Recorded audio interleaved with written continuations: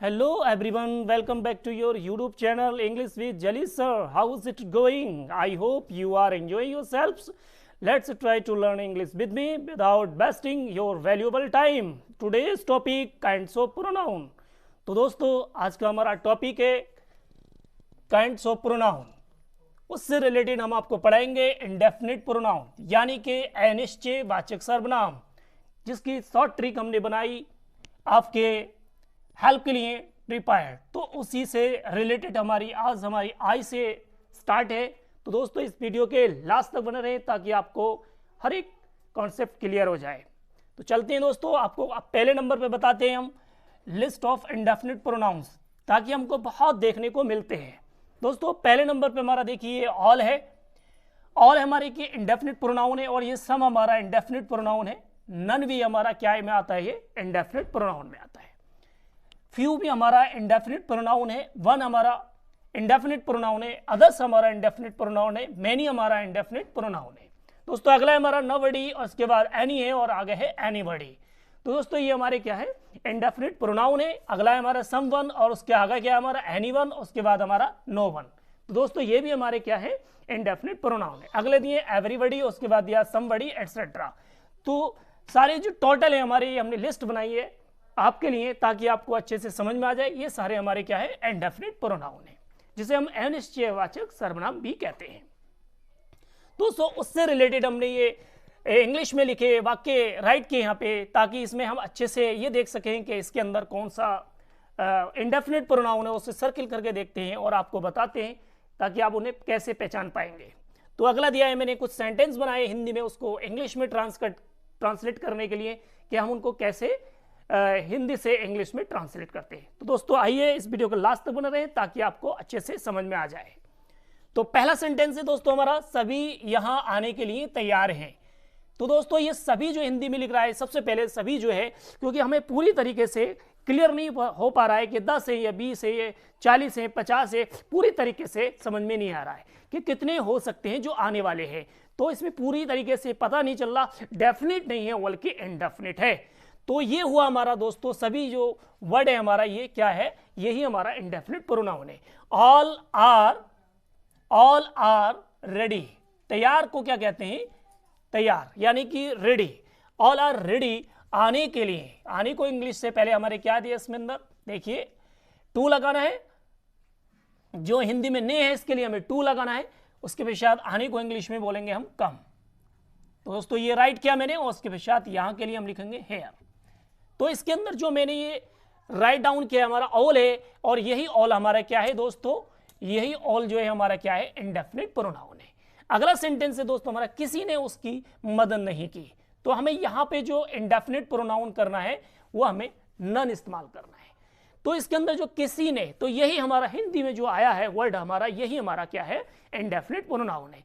तो इसके लिए हमें क्या करना है, इसके अंदर नहीं भी लिखा है लेकिन नहीं जो है इस नन के अंदर ही आ गया, हमें एक्स्ट्रा कोई नॉट या नो नहीं लगाना है। तो इसमें पास्ट इंडेफिनिट टेंस है और हमें पास्ट इंडेफिनिट टेंस में इसकी फॉर्म राइट डाउन करनी है, जैसे कि नन, और उसके बाद हमारी बी2 फॉर्म यहां पे राइट डाउन की मैंने, नन हेल्प्ड हिम। अब ये हमें पता नहीं कि किसी जेंट्स की बात चलिए या किसी लेडीज की बात चलिए, तो दोनों हम यहाँ पे जो है लिख देंगे। तो इसके अंदर जो हमारा दोस्तों क्या है, ये नन ही हमारे क्या है, इंडेफिनिट प्रोनाउन है। अगले देखते हैं हम, कुछ आते हैं और कुछ जाते हैं। तो दोस्तों इसके अंदर जो कुछ वर्ड आया है हिंदी में, आप इसे पहचान ले, समझ ले कि कहीं पर भी हिंदी में राइट डाउन होता है तो यही हमारा क्या होता है, इंडेफिनिट प्रोनाउन होता है। आगे दिया है हमारा, देखिए और के पश्चात दिया है हमारा कंजक्शन जो है हमारा एंड, इसके पश्चात कुछ दिया, ये भी हमारा क्या है, इंडेफिनिट प्रोनाउन है। तो इसकी आइए इंग्लिश बनाते हैं हम लोग। क्या होता है सम के लिए, हम सम के लिए इंग्लिश में जो यूज करते हैं दोस्तों, सम का प्रयोग करते हैं। सम और आने की इंग्लिश बात कर रहा है, ये प्रेजेंट इंडेफिनिट टेंस है। सम कम एंड उसके पश्चात दिया एंड के पश्चात फिर वही हमारा सम और गो। तो देखिए इसमें सम कम एंड सम गो, कुछ आते हैं और कुछ जाते हैं। तो ये जो मैंने यहाँ पे इसको बंद कर दिया है, क्लोज कर दिया है, यही हमारा क्या है दोस्तों, यही हमारा इंडेफिनिट प्रोनाउन है। तो ये आप हिंदी में कुछ आते हैं तो वही समझ लीजिए हमारा हिंदी से रिलेटेड वो क्या होते हैं, इंडेफिनिट प्रोनाउन यानी कि अनिश्चयवाचक होते हैं। और जो इंग्लिश में सम आपका नजर आता है तो ये हमारे क्या होते हैं, समझ लीजिएगा आप, इंडेफिनिट प्रोनाउन है। अगला सेंटेंस देखते हैं हम लोग, दूसरों के लिए भलाई का काम करो। दूसरों के लिए भलाई का काम करो। तो देखिए इसमें ये इंपेरेटिव सेंटेंस है, इसमें सबसे पहले हमें मेन वर्ब का यूज करना है, करो। करनो को इंग्लिश में क्या बोलते हैं दोस्तों? डू। इंग्लिश में करने को क्या बोलते हैं हम? डू। तो ये हमने मेन वर्ब जो है यहाँ पे राइट डाउन की है, और उसके बाद भलाई के काम को हम क्या कहते हैं दोस्तों? गुड बोलते हैं।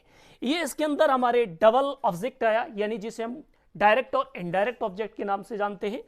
तो हमें जो जानदार है, यानी जो अदर्स है, जो हमारा क्या है इंडेफिनिट प्रोनाउन है, यही हमारा क्या हिंदी में अगर कहीं पर भी हमारा राइट डाउन देखो दूसरों या दूसरे, तो समझ लीजिए वही हमारा क्या है इंडेफिनिट, यानी कि अनिश्चयवाचक सर्वनाम है।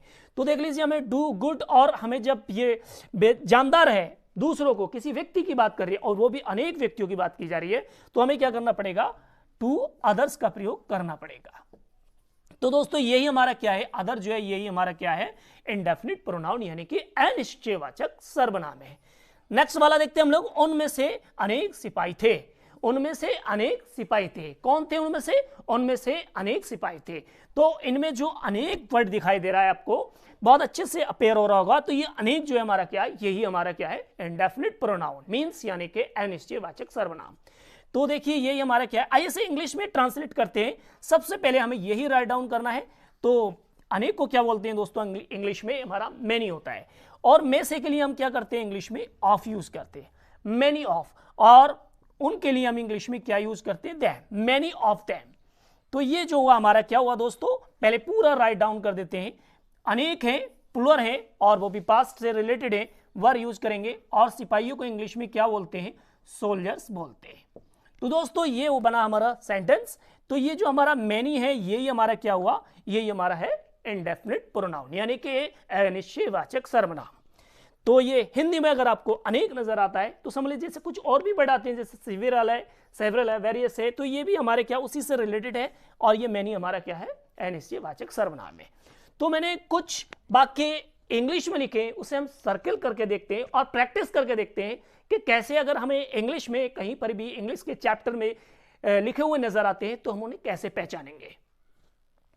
तो दोस्तों पहला वर्ड इसके अंदर है हमारा, पहला वर्ड देखिए हमारा वन। यही वन हमारा क्या होता है?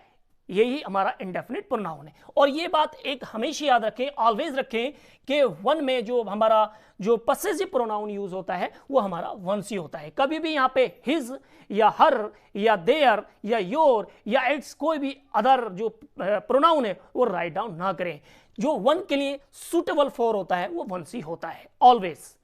अगले देखते हैं हम इसमें पहला सेंटेंस, दूसरा सेंटेंस ये रहा हमारा नोबडी कम हियर, कोई भी यहां नहीं आया। तो इसमें कोई भी नहीं आया, तो इसके अंदर हमें पता चला कि पूरा डेफिनेटली पता नहीं चल रहा कि किसकी बात चल रही है। तो ये समझ लीजिए हमारा क्या है दोस्तों, यही हमारा क्या है नोबडी, यही हमारा इंडेफिनिट प्रोनाउन है। अगला सेंटेंस में ऑल इज फाइन नाउ, सभी बेहतर है, सभी कुछ अच्छा है, सभी कुछ अच्छा है। तो इसके अंदर जो सभी कुछ है, अगर हिंदी में हम सभी लिखते हैं तो उसी के लिए हम ज्यादा से ज्यादा बेहतर जो लिखते हैं, ज्यादा से ज्यादा अधिकांश यूज होता है वो हमारा ऑल ही होता है। तो ऑल हमारा क्या है दोस्तों? एक इंडेफिनिट प्रोनाउन है। अगला दिया देखिए नॉन ऑफ अस, ये again none of us went there, हम में से कोई भी वहां नहीं गया। तो इसके अंदर जो दोस्तों ये है, पता नहीं चल रहा है कि कौन गया, किसकी बात चली, कोई भी इसके अंदर एक नेम राइट डाउन नहीं है, पूरी तरीके से क्लियर नहीं हो रहा है कि कौन गया। तो हम में से कोई भी नहीं गया, कहां पर? वहां पर। तो नन जो है इसके अंदर यही हमारा इंग्लिश में इंडेफिनिट प्रोनाउन है, जिसे हम हिंदी में क्या कहते हैं? अनिश्चयवाचक सर्वनाम कहते हैं। अगला वर्ड देखिए few will pass this year, few will pass this year. तो कुछ जो है इस साल पास हो जाएंगे, कुछ इस साल पास आ जाएंगे। तो पता नहीं कितने होंगे कितने नहीं होंगे, कोई संख्या इसके अंदर डेफिनेटली नहीं बताई गई है कि कितने होंगे, 10 होंगे, 20 होंगे, 40 होंगे, 50 होंगे, 100 होंगे, कोई भी हमें इसके अंदर मालूमात नहीं हो रहा है। तो इसके अंदर जो दोस्तों क्या है हमारा, यही फ्यू जो है यही हमारा क्या है? इंडेफिनिट प्रोनाउन है। दोस्तों कुछ आपके लिए यहाँ पे 2 सेंटेंस देते थे ताकि आप कमेंट बॉक्स में उन्हें जो राइट डाउन करके हमें बताएं और हमें भी पता चले कि आपको कितना इस वीडियो में समझ में आया। तो पहला सेंटेंस है हमारा किसी ने हमारी सहायता नहीं की। ये सेंटेंस दोस्तों पहला सेंटेंस है। दूसरा सेंटेंस है हमारा, हमें दूसरों की मदद करनी चाहिए। तो दोस्तों ये हमने दो सेंटेंस आपको राइट डाउन करके दिए हैं। आप इन्हें जो है ट्रांसलेट इनटू इंग्लिश करें और हमें बताएं कि आपको कितना समझ में आया है। तो मुझे आपके कमेंट का वेट रहेगा। तो दोस्तों अगर ये वीडियो आपको पसंद आई हो तो इस वीडियो को लाइक, शेयर एंड सब्सक्राइब करें। Thanks for watching this video.